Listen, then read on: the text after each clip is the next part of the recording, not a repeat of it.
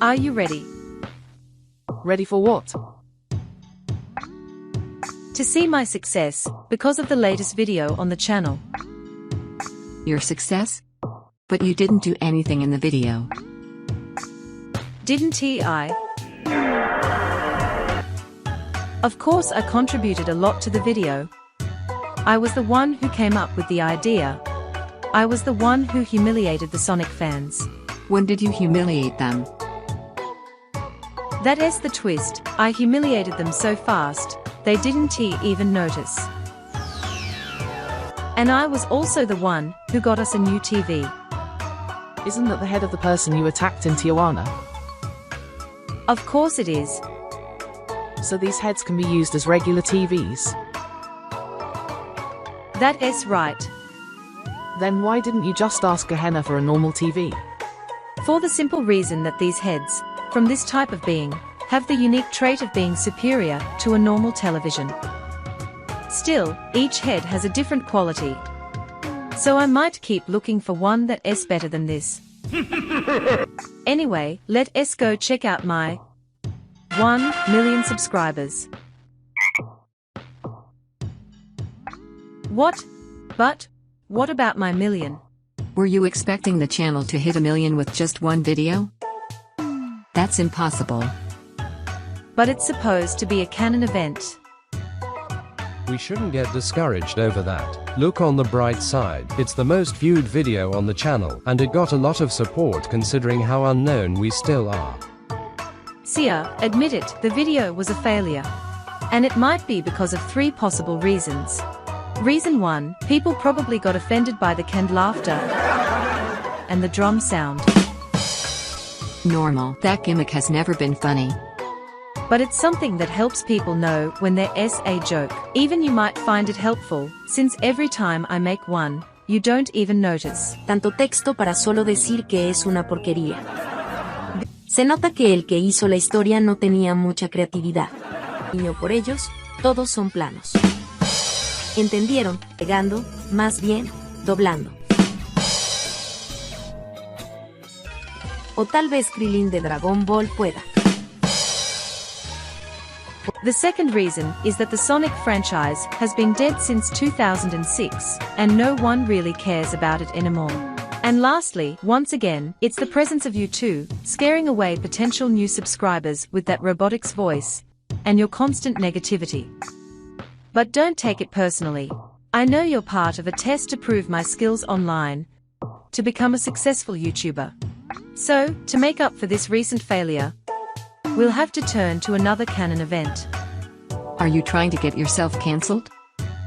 I said successful YouTuber, not generic.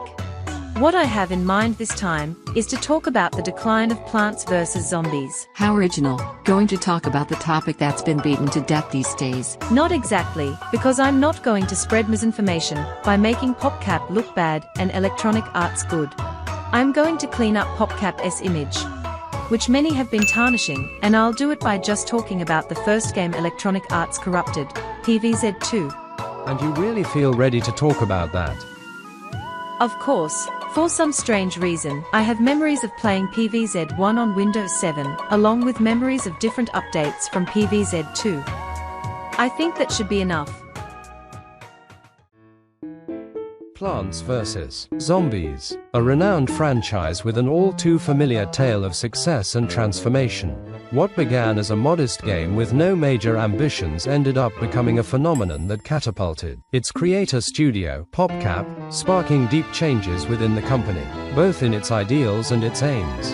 The overwhelming success of the franchise led the developer to focus almost exclusively on it, sidelining other titles that, while not as popular, still held great value. However, over time, the Plants vs. Zombies franchise began to lose strength with each new installment, constantly changing hands and identity, plunging its developer into a state of uncertainty and creative crisis. And all this misfortune was caused by an evil and greedy entity known as EA, also commonly known as Electronic Arts. An ironic name for a company that only cares about money. They bought PopCap to acquire some of the greatest franchises ever created, with the sole purpose of squeezing out as much profit as possible. But in this case, I want to talk about the other games, because I'll be focusing solely on Plants vs. Zombies 2, the first game EA corrupted, marking a turning point for the entire series. Why do you always say things in singular? Like you're the only one in the video. Because I don't like communism. You know, the drum sound would fit perfectly here. Never mind. Go on. Keep talking.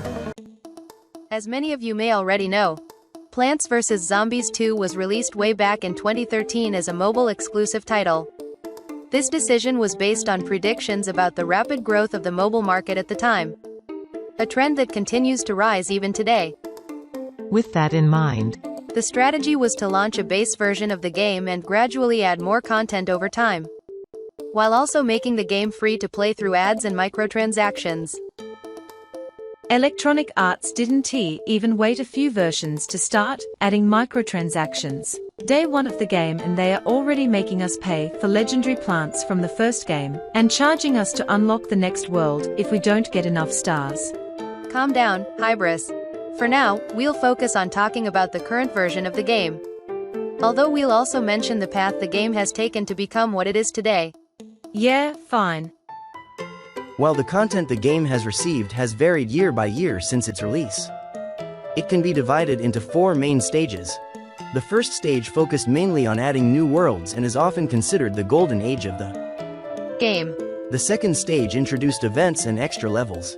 The third stage centered around keeping the game more active, with new plants being added regularly, both premium and seed-based, alongside the introduction of plant levels. This includes Arena Mode, Penny's Pursuit, Roman levels, and themed stages, each featuring 1 or 2 new zombies. And the fourth stage, which we're currently in, is about small updates meant to keep people logging into the game, mainly through the occasional addition of new plants. It's widely considered the worst era of the game. Honestly, PvZ2 has had worse times. Are you seriously defending the abusive microtransactions they've added to the game lately? No, I'm just saying there were times when PvZ2 went forever without getting any new content. And I think it's not so bad that we're still getting content, even if the game is already complete. Conformists, this is worse than I thought. EA has been manipulating you. I'll have to find a way to open your minds. Anyway, even though the game has received a fair amount of content since its release, EA has also made the decision to remove certain elements, either due to content restructuring or because of the game's storage size, which has been one of the most common issues since launch. Among the things that were removed are the level maps from the original version of the game, some simplified visual details in the current worlds, and most controversially, the removal of the minigame music and the conveyor belt levels music. Electronic Arts, as always, taking things away from us, just so they can cram in more microtransactions. What if it gets to the point where they release a DLC just to add back all the songs they took out? And to show you all the evil things Electronic Arts has done to the PvZ franchise, put these things on your eyes. I saw this in a show.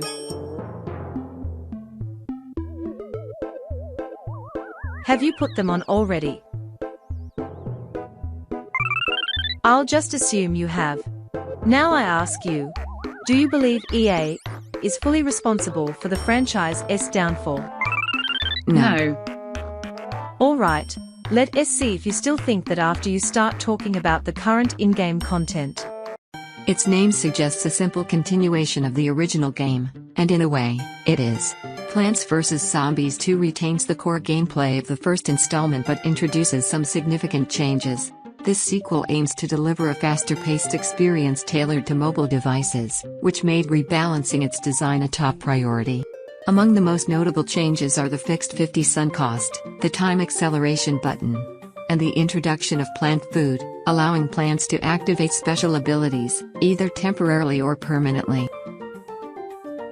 Despite these modifications, the game retains some key elements from the original, such as the purpose behind each world's plants and the mechanic of unlocking new units to counter specific threats. However, these aspects feel largely diluted by the massive catalog of available plants and the influence of plant food on gameplay progression. Sometime after the main story was completed with the modern-day world, PopCap decided to implement a plant leveling system. At first, this idea seemed unnecessary for a game that was never designed with such a system in mind. And while this mechanic had already existed in the Chinese version of the game, the question remains, did it truly change the structure of the international version? Can you speak up? I can barely hear you. Hybris, it's because you're really far away from us. I don't know how the people in Nier Automata can see with those things on their eyes. But to answer your question, obviously, yes. I mean, after that update, they basically turned the game into pay-to-win. They nerfed the plants so much that you're forced to level them up using their ridiculously expensive pinatas, or buy real money plants, just to get through the game. Unless you're trying to beat Plants vs. Zombies 2 using your feet. There's no need to spend real money. You don't even have to use the in-game currency to make progress. Fine, but how can you be so sure you can beat the game without spending anything? Can you really finish PvZ2 without leveling up plants? Using plant food? Or relying on those with power-ups? It's possible to do that in about 90% of the game. And the other 10%? Those are levels where you at least need to use some plant food, which zombies drop anyway. If you don't want to spend money on power-ups or leveling up plants, that's totally fine. Plants vs. Zombies 2 has never been a particularly difficult game, from its early days to the present, thanks to the many mechanics and items that make the levels easier. A clear example is the Zen Garden, which, in this installment, stopped being just a place to earn coins and instead started giving plants a permanent plant food effect the first time they're planted in a level. One of the most overpowered features in the game, and it's been there since the very first version. Even the most useless plant, like that bean thing, can help you blow up every zombie in the hardest worlds. Fine, the game can be beaten without spending anything. But what about the 2 game modes they added later? In those, you're basically forced to use high-level plants, or broken ones, just to stand a chance. And, like any of the worst video game companies out there, they use that as a tactic to make you watch as many ads as they want, or, even better for them, to squeeze as much money out of you as possible with their overpriced pinatas, or premium plants. I don't know, Hybris, I don't think they're that predatory with this game. It's true that leveling up plants can be a bit slow. But if you focus on getting what you actually need instead of spending it on random stuff, it becomes more manageable. That said, the ads can definitely get annoying. From what I've heard, it seems like PopCap is planning to add an option to pay to remove the ads. If that's the case, I think it's a good option for people who still enjoy the game and don't want to waste too much time dealing with that stuff. Even so, I still feel like Plants vs. Zombies 2 is one of the more forgiving mobile games when it comes to microtransactions. Lies? Dirty lies from the creature with a drop on her head. Sia's got a point. In what sense? In the sense that the game gives you a decent amount of rewards, both early on and as you keep playing, to help you progress.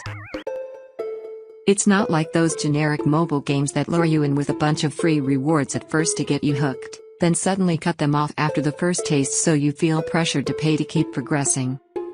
Kind of like when they offer you flour, the first try is free, but after that, you've got to pay.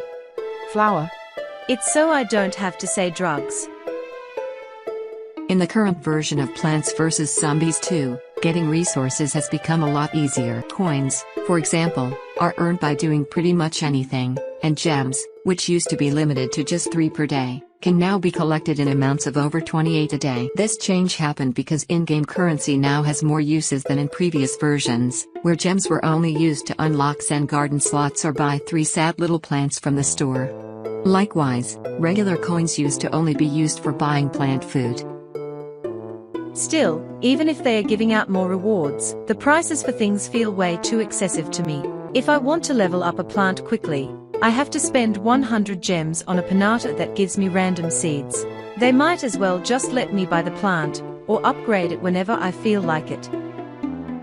The game kind of gives you that option. You can even use gems to level up a plant or get new ones. The problem is that the option isn't always available in the store. And there's also a daily limit on how many seeds you can buy. Even so, the game currently offers several ways to get seeds. Like the seed mini events, the daily reward calendar, plant rentals in certain levels, arena mode, and a few other options. That is terrible. I don't want progress to be so slow. I want to be able to get whatever I want without having to spend money or wait. I demand that EA offer an option to unlock all plants, both seed-based and premium, quickly and completely free. Look, Hybrid, I suggest you come up with more reasonable ideas. Remember, PopCap is a company, not a person, and like any company, they'll always look for options that don't hurt their business and still bring in profit. For example, in my proposal to add extra difficulty levels to story mode worlds, they could implement a system where completing a level on a higher difficulty gives you better rewards than playing on normal. That wouldn't really hurt PopCap, and it would benefit us by adding more content to the game and giving players more incentive to level up their plants. But I want my Ice Pea Shooter for free. If not, PVZ2 is garbage. Hybrid, you have to understand, it doesn't work like that. Is your hand on fire? Yeah, I just noticed.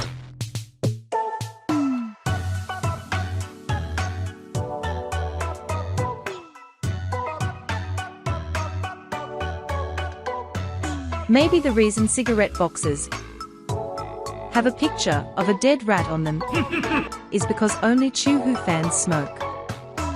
So don't smoke, or you'll end up like a bunch of rats. But seriously, it's starting to annoy me that cigarettes keep spawning in my hand.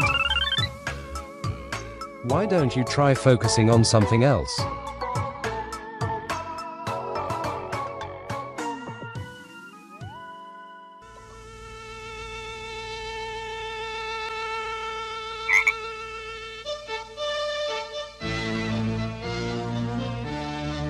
Wololo, do you now believe EA is the one responsible for the downfall of PVZ? No. Looks like that didn't work. I think I'm starting to get it. Being drawn like this, maybe it gives us new abilities. Like you, Aim, you can make fire come out of your hand. And Hybris, you can make things appear out of nowhere. New abilities. To have the ability to fly, just to become the nightmare of Chew-Who fans. Take that. Or to have the power to shoot lasers from my eyes, just in case I run into a line of VTubers in front of me, might as well take the chance to wipe them out. You know, I've noticed since the video started that your head keeps changing shape. I thought you were aware of that. Seriously? Yep. But first, tell me, why are you defending EA so much? And why can't I have my Ice Pea Shooter for free? Did they buy you off? I'm not defending them. Besides, I'm talking about PopCap, not EA. And I'm just trying to show you that your complaints are a bit over the top. I don't think PVZ2 is in its best state, but I also don't think it's trash. Then why haven't you said anything bad about it?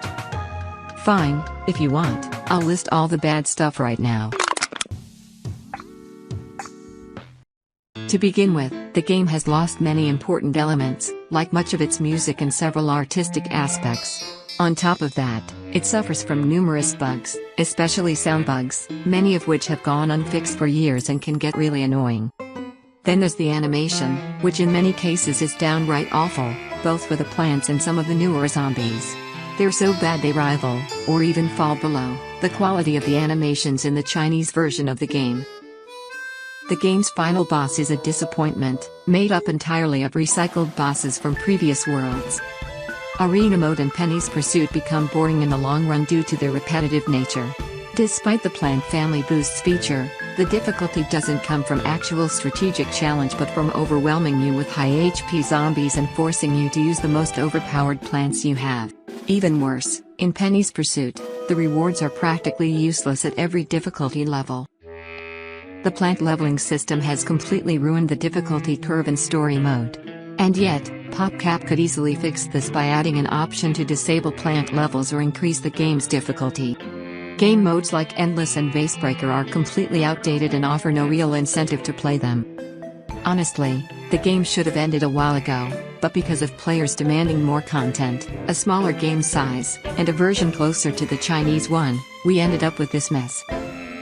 Lastly, the reason you're not getting the Ice Pea Shooter for free, which you'd probably only use twice anyway, is simple. There are still players who actually buy premium plants. Only a few plants, like Torchwood, went from being premium to unlockable through gameplay, and that was just because no one was buying them. If PopCap didn't apply that change to the rest of the premium plants back then, it's very unlikely they'll do it now, unless literally everyone agrees to stop buying them.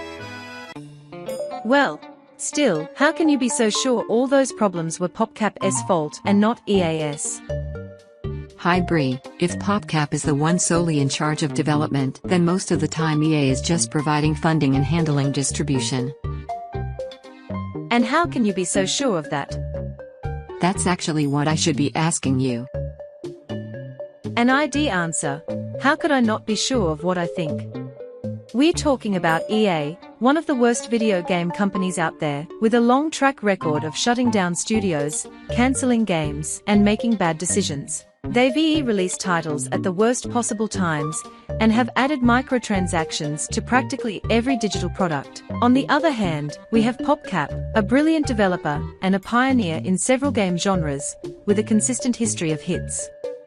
Games like Bejeweled, Insaniquarium, Zuma, and more are proof of their impact on the industry. So why doubt PopCap?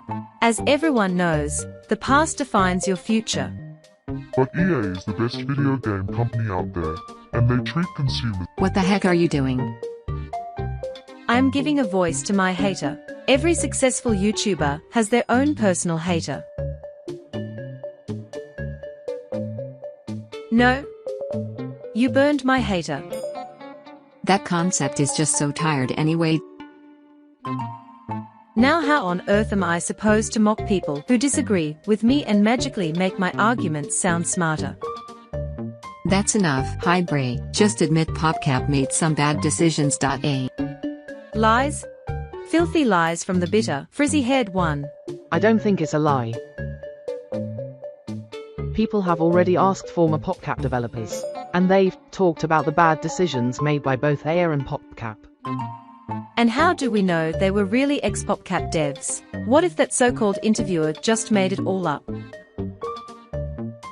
It's like when someone gets cancelled, and suddenly a bunch of random people pop up pretending to be victims. I need real proof. Not alleged workers. What, do you want them to take a photo inside the studio to prove they worked there? Yes. On top of all their personal info, I want a contract proving they worked at PopCap.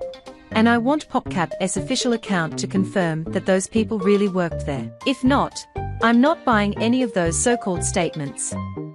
This reminds me of the whole Rare and Microsoft situation. Microsoft was clearly to blame for Rare's downfall, and there aren't any statements proving otherwise. Yeah, as if there weren't an entire documentary about that situation. And yet no one knows the truth, right? Exactly. So unless they show me solid proof, I'll keep seeing EA as the one responsible for all the terrible decisions made with the franchise and the current poor state of. Sometimes I imagine the horrible situation PopCap must be gone through when EA came in and bought them.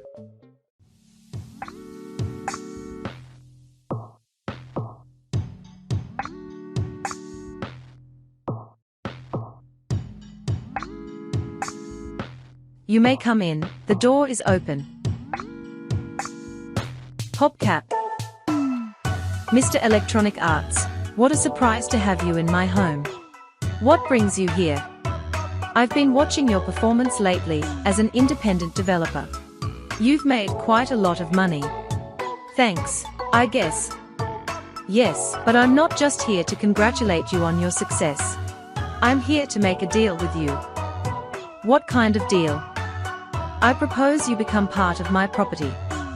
That way, we'll take your success and profits to infinity. And how exactly are we supposed to do that? Obviously, with the power of microtransactions. In every game we release. Sorry, EA, but I don't support anti-consumer deals. I prefer to make fun and memorable games. I respect your stance, PopCap, but my gun doesn't.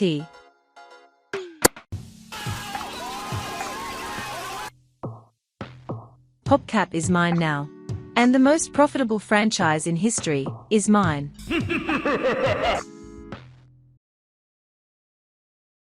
We can finish the video now. Yeah, we could. But we're still missing our conclusions.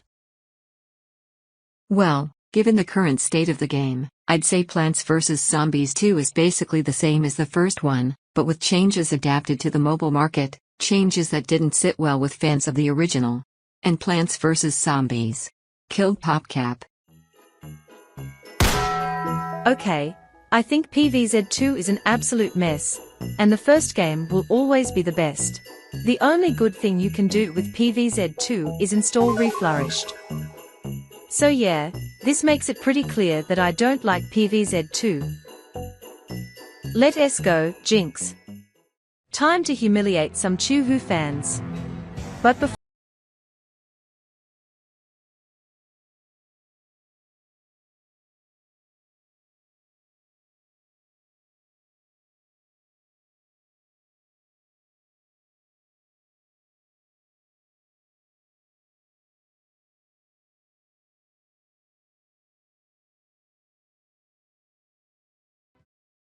After listening to both of you, I have a more complete opinion than I did at the start of the video.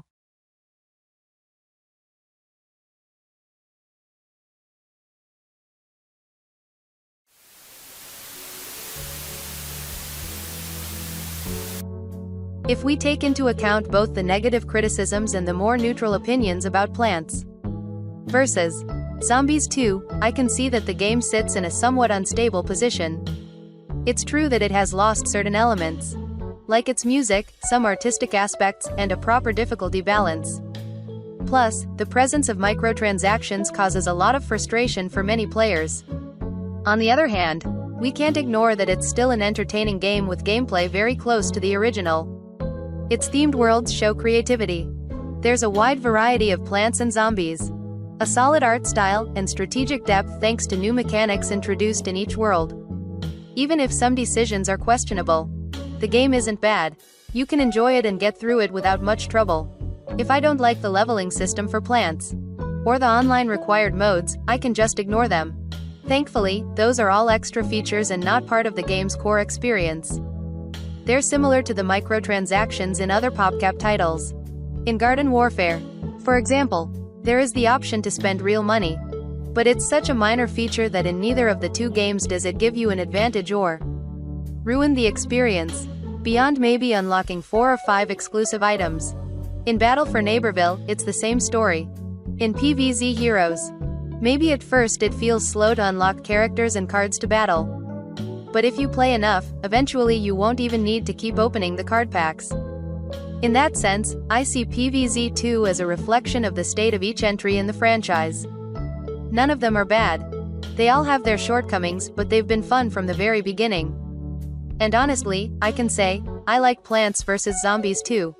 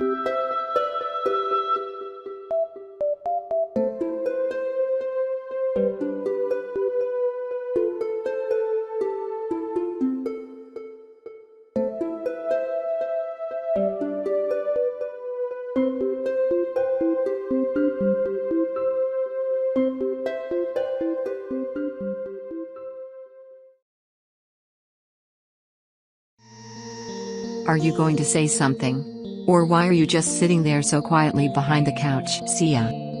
Yeah, I wanted to ask you something, but honestly, I didn't have the courage to do it. I've been thinking a lot lately. We've been doing this channel thing for a while now. And even though I try hard, I still can't fully control my voice. And now that we're getting more abilities, and seeing how quickly the others are mastering theirs, it makes me feel insecure. I am scared. I won't be good enough, that I won't be able to handle all of this. I just wanted to know, do you think I'll be able to do it? Sia, first of all, you need to start by believing in yourself. There's nothing wrong with seeking support from others, but if you don't trust yourself, none of that will really help. Once you start believing in yourself, everything will start falling into place. But if what you want to know is whether I believe in you, the answer is yes. I know you're going to make it. Just be patient. Thank you so much, AIM. Really, thank you.